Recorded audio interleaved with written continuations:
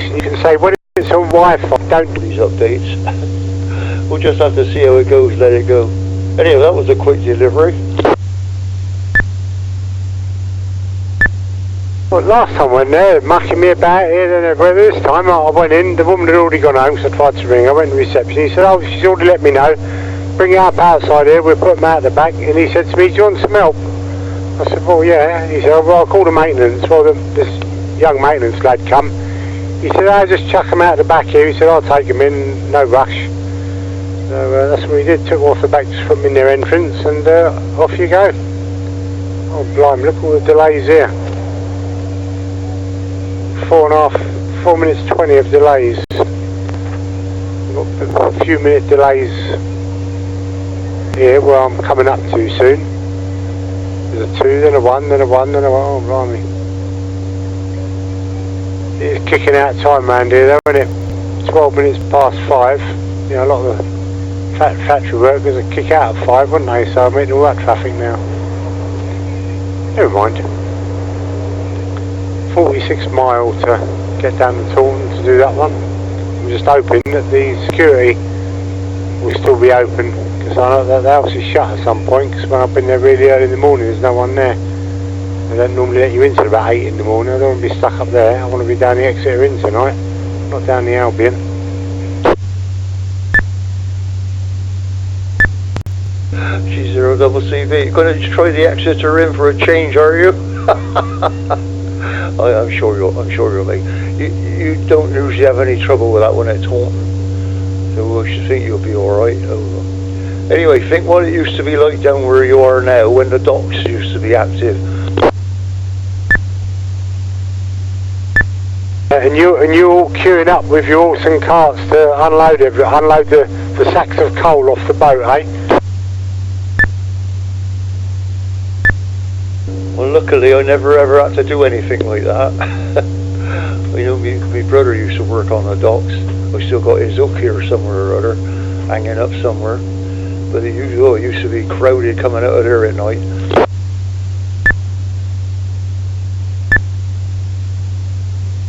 And where I am now, what's that? There's Asda's distribution centre is just here on the left. I'm at a set of lights just before that, and literally the lights go green here and you're not getting through because they're pouring out of the 7-side trading estate, units 1 to 3. Don't know if I'm going to get through the lights this go or not. No, I don't look like I am. And then the other side of the lights is queuing, and then there's another set of lights down there. It's queuing. Oh, it's just queuing all the blooming way. So the lights are green, but we can't go anywhere because it's just gridlock down here, Clive. Oh, like they're going red again now. How do we get out of here eventually? Well, it says that there's 8 minutes. Oh, it's going up. 9 minutes of delays ahead of me. And it's another 390 yards till I start hitting them delays. Obviously I ain't caught up with this bit that I'm in at the moment. Hertz, good morning. Time someone fix that clock, innit? Good morning.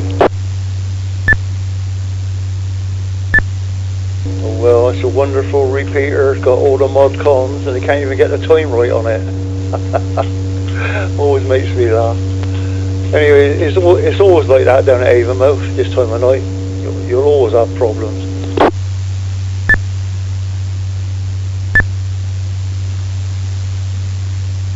I might get through. They're moving a bit down there. The lights have just gone green, and the other side of the lights are moving very slowly. People are turning around now, going back the other blooming way. Not that good. Let's get on the motorway. The motorway is looking quite clear for me. Just getting out of here is a problem. Oh, there's a big place on your left-hand side. Used to be the smelting works. That was always a load of people coming out there at home time. Job to know what goes on down there anymore. I haven't been down that way for ages. I'll go down for a ride and have a look at it all.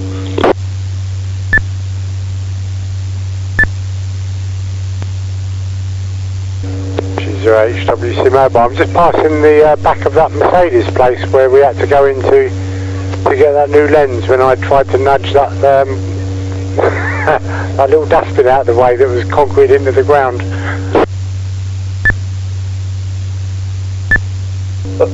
Oh, I remember that. Oh, you're not that far off the motorway now then, are you?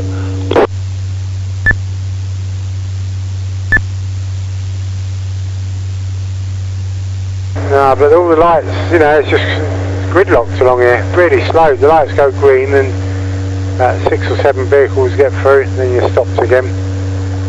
Really is slow moving. They've got a big Asda distribution centre here, over on the left.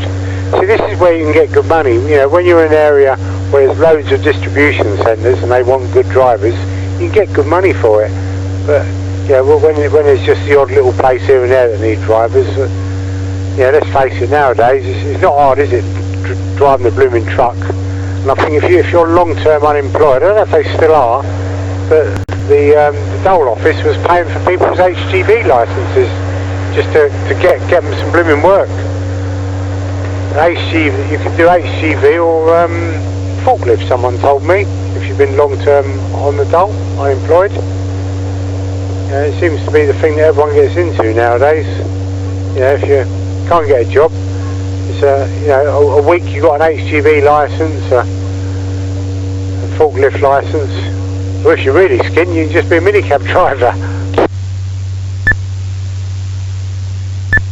G0CB. Well, I don't really know much about it now. I keep reading that there's a driver shortage, and then I hear that there's people out of work with HGV licenses can't get a job. Makes you wonder sometimes whether there is or there isn't.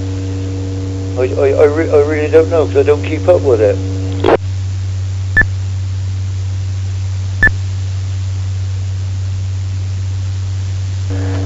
I keep on going on saying there's shortages. I can see all the docks to the right of me now. There's a couple of ships in there with things going on. But you know, they say there's all these shortages, but it depends where you are in the country. Down where we are, down near the docks, down there, there's quite a lot of driving jobs about. Our place do struggle. I don't know if they struggle now. Now we've had another wage rise again. We're on blooming good money. I don't think they struggle now, but whenever they put things in for drivers' jobs, they don't get loads of people applying for it. And the few that do apply are normally Polish. There's only 2 of us, they're English now, that drive there. When I started there, all 8 of us were English. There's just 2 now. Well, what I don't understand, in this area and just across the bridge, there's plenty of supermarket distribution places, and they're always driver hungry. I mean, when you go on an agency, most of the places you get sent to are supermarket distribution places, and yet there's people around here who can't get work. I just don't understand that.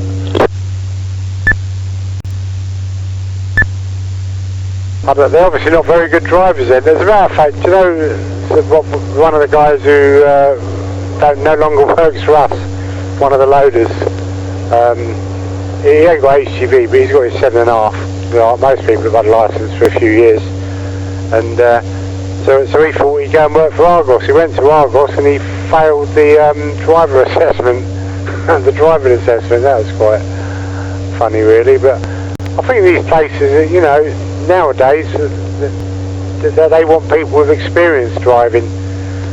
I think gone are the days of the only work, I think if you go and pass your HGV nowadays, the only work you're going to get straight off is agency work. You know, and even then, you know, some of the companies that agency are supplying drivers for, they're specifying, you know, that they need them with 5 years, not 5 years of licence, 5 years driving experience in a truck. So many people out there have got a licence and don't know how to drive nothing really. Terrible. I see some of these drivers at places trying to reverse, and in the truck stops, trying to reverse their trucks in the gaps. It's comical. Well, I suppose now, where you've got to start off with like 7.5 ton and then work your way up, that don't help, because I wouldn't want to do that. You know, I went straight from a car to an Arctic, and that was it, and I've done with it. No problems whatsoever. But of course, it's not like that nowadays, is it? But I know when I first started, you had to tell a few lies. You know, they say you've got any experience. You go in, they don't bother to check, not in those days. Of course now, with all these CVs and computers and that, they can check up your work records, no problem whatsoever. And if they find you're lying, then they don't want to know you, do they?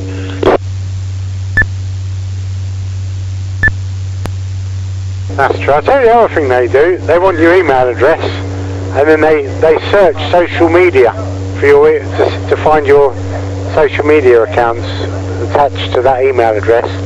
And not all, you know, but like certainly if it's a management job in places, they'll start reading your social media, see the sort of things you go on about, see if you slag your company off that you work for. And they think,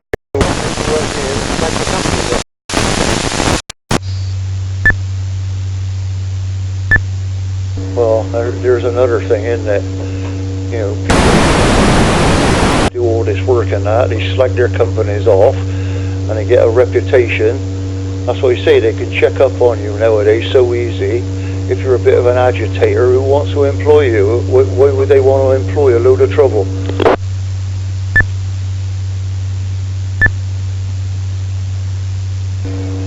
HWC Mobile. Yeah, I agree. Yeah, but people, you know, do all these nonsense and they forget about what they stick on social media. You can find that for years. Sticking photographs up with stuff you do and talking about companies in bad ways. You know, it don't go down too, blimey, don't go down too well. Back in familiar area now. Need to move over a bit, don't need to get past. The signs back there are a bit strange. It says, you know, you want to keep right for the M5 South, when really the left lane's okay for M5 South. I guess it goes 2 lanes, doesn't it? Anyway, just about to get back on the M5. It is saying, it's saying there's a delay ahead of me, and I'm just coming up to the back of a bit of traffic. That's probably just to get out onto the motorway. There'll probably be a bit of traffic going over the bridge, won't there? Let's have a look. Yeah, slow moving south. Blimey, it's slow moving, very slow moving. Going south drive. Double CV. I was going to say keep in the centre lane because they'll be queuing to come off at Portbury. No, I've actually got back on the motorway yet, Clive. I'm queuing to get onto the motorway. Just come round the loop off the bridge. Just on the final bit now, a few hundred yards, but it's probably moving about 30 mile an hour. Southbound, so that's alright. I don't mind the move. That's alright, 30. Very busy old time, isn't it? It is saying though, there's 10 minutes of delays ahead. I'll just keep out. Yeah, I know as I go over the, you go over the bridge, they're all queuing off to the left, aren't they, to get off there. Oh, I'll say I was doing 30 mile an hour. It seems to have nearly come to a standstill now, Clive. Well, once you're through that little bit, you'll be plain sailing down the Taunton. It'll be moving quite well. I haven't heard of any hold-ups on the motorway. It's just a time of night around the Bristol area. It all comes to a gridlock anyway.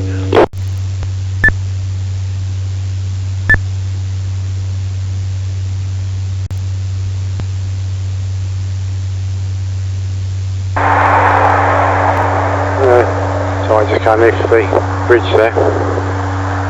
We never did find out what that place was on the right, did we? That looked like it had a fire in it. Can't see it coming northbound now. See it coming southbound though. Yeah, last week when I come up and over the bridge in the morning, all car parks are absolutely jam-packed. You know, where they stack the cars up. No one's let me out here. Try and move out into the next lane.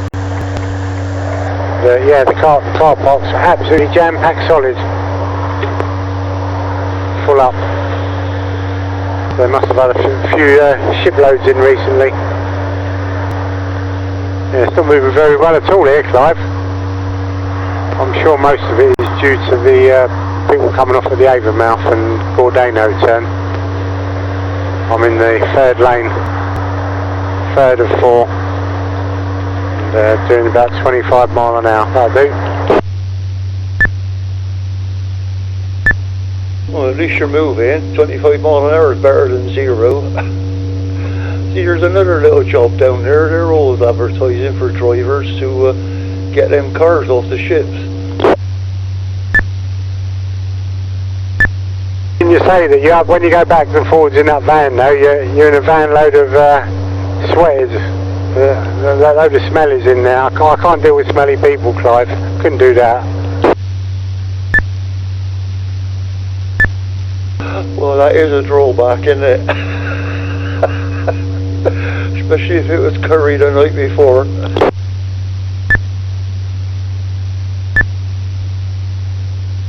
But I bet they pay rubbish pay as well. It'll be all full of Polish down there doing it for peanuts, minimum wage.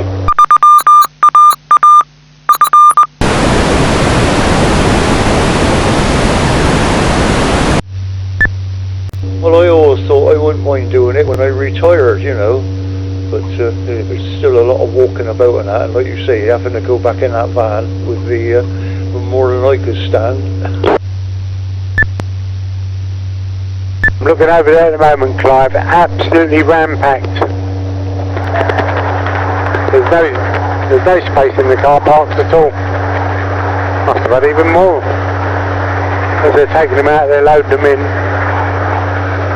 Like just a sea of roofs, as far as the eye can see. Load of vans in that one there. Blimey, think of the amount of money sitting over there, eh?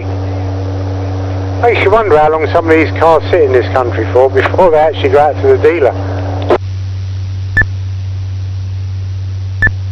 I wonder something on the internet the other day, photographs. You know, look, what you see down there at that dock, there's places all over England where they're stacking them up. I mean, they're not all sold, but they're still importing them into here, and they're stacking them up all over the place. I mean, when I was on agency, I was on the BRS.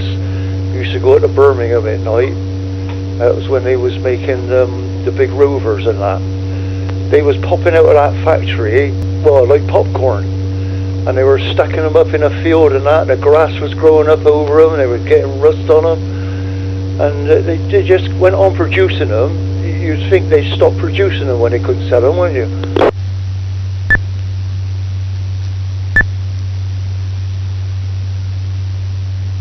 Oh, it's a bit noisy there. I got the gist of that though.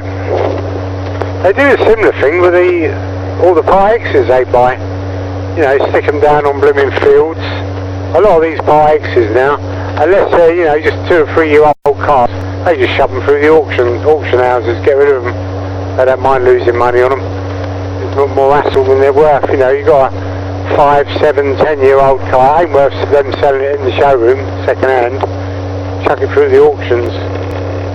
So, you know, the guarantee they have to put with them, it's hardly worth them doing it these days. So everyone's now, it's all on these hire purchase agreements, isn't it? You know, where you purchase hire, you never own the car, you pay like a hire price monthly. At the end of 3 years you can either buy the car or hand it back and get another one. And that's what people do now. Seems a silly, ridiculous thing to me to do. Just like renting a car all the time, isn't it? They never own it.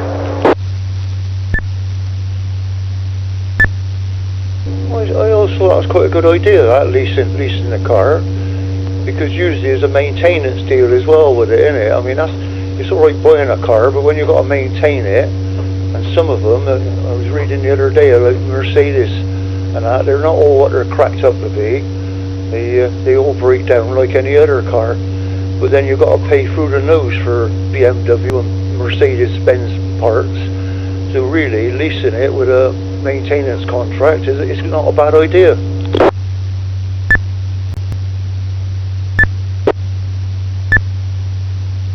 But yeah, I think they even covers your MOT, yearly MOT. All you do basically, I think some of it, you can do your road tax. All you do is stick fuel in it and drive it. But you know, it's quite. You're paying a fair old bit of money. You have to put quite a few grand down at the beginning. Depends on the deal you're going for. Either you put a lump down at the beginning or you pay a higher price monthly. But you're permanently paying money out and you never own it. You know, the car that my wife drives now, I bought that was only just under 3 years, still had a warranty on it. It's less than 3 years old when I bought it. We've never had a day's problem. Touch wood, he says. Never had a day's problem with it since we've had it. Never. Nothing's gone wrong with that car at all. Flies through its MOT every year. The only thing is sticking tyres on it, and that's all it ever costs us. Oh yeah, there are some good boys around, but there's also some bad, very, very bad ones. I'm amazed at some of these people who buy camper vans and that, these Volkswagen T4s and T5s, the amount of trouble they get when they take delivery of them, and there's loads wrong with them, and the dealers don't want to put it right and that. You know, it's, I suppose wherever you go, there's always bad ones, isn't there?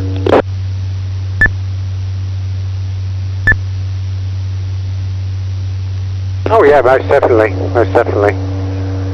No one wants a Friday car, do they? The last one to roll off the production line on a Friday. There's a place that I delivered to, and he's always saying, I don't want none of your Friday beds. He says, I don't want no deliveries on Friday, get a Friday bed. So this week I went there on Monday. That was my last delivery on Monday. Well, when you think about it, that was made Friday. I don't know if he thinks it was made in the back of my truck on Monday, but what he had on Monday was Fridays. But that did make me laugh. You don't want no deliveries on Fridays. He reckons they're made quickly. Yeah, that's Thursday's beds on Friday. Anyway, right, the motorway's moving at 25 mile an hour, Clive. It's just a solid crawl of traffic. It says I'll be out of it in about a minute though. It says 3/4 of a mile of slow traffic, and it'll speed up again. It makes you wonder why though, isn't it? Why is all this doing stop, start, slowing, speeding up? Just coming up to the split levels now, Clive. G0HWC mobile. G0CB. Well, that's what they used to say about the Fords, isn't it? The Dagenham dustbins. Don't buy one that was made on a Friday. I've never forgot hearing that. I think they say about all cars, don't they? You don't want that come off the last batch on the production line on a Friday. It's all about Dagenham dustbin. That's the old slang they used to use on CV, wasn't it? Dagenham dustbins. Yeah, did you hear on Radio 2 when I had it on earlier in the truck? They're interviewing the guy from Sealand just off the Clacton coast. You know, that one of them forts, the sea forts, Sealand. His family's lived in it for years. Quite interesting. There's a friend of mine that knows him really well. Goes out of Sealand quite regular. So that was quite interesting listening to that. But there's always someone out on Sealand, so that no one can else take it over. Because no one's ever bought it. His dad, the bloke who owns it now, or sort of owns it, who's got ownership of it. I wouldn't say he owns it, but his dad went out there years and years ago and just went on it. And then ever since then they've sort of taken ownership of it, because that was in international waters back then. And there's still a caretaker on it now. There's always someone on Sealand. Stop people taking it over. But once at a time he used to have a CB on there and run loads of power. No one could do anything about it because he was still in international waters. No, I didn't hear that because the PC hasn't been working that well all day, so I missed all that. But it's amazing what goes on in this world. There's things that you don't really know about.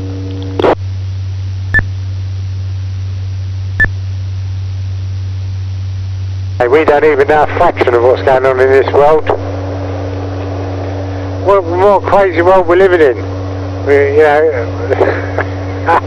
And America does make me laugh. You know that if you're anything famous on television, you can get a job as a member of Parliament over there, or whatever their thing they call it over there, Congress. You know, so but they've already had a cowboy in charge of the country, haven't they, years ago? President over there. descriptive name, wasn't John Wayne? No. The other one who played all cowboy films, Arnold Schwarzenegger. A reality TV program, multi-billionaire. He has his ratings they get and stuff, but we quite happily deal with them. And then they don't want to deal with Trump because he made some rude remarks about some women. Well, you need your head screwed on, really, didn't you? You just say, yes sir, no sir, lovely hair, and do you want to buy some of our rubbish that we got to sell? Well, England's just as bad as that with the Saudis. I mean, they're really the basis of all the terrorism in the world. It's financed by them and promoted by them, but nobody wants to upset them because they need the oil. It's just, well, two-face is not in it.